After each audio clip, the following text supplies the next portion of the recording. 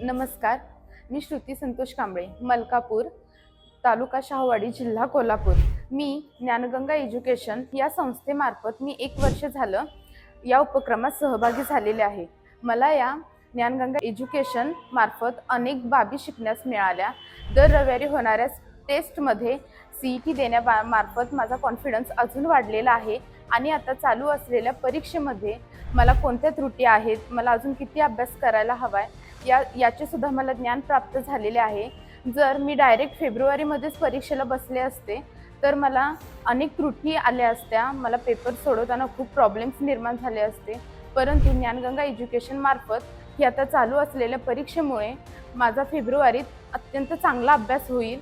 माझ्याकडे अजून 1.5 महिना आहे. मला कोणते प्रश्न सरळ पाठ केले पाहिजेत, कोणते अभ्यासले पाहिजेत, हे मला चांगले समजले आहे.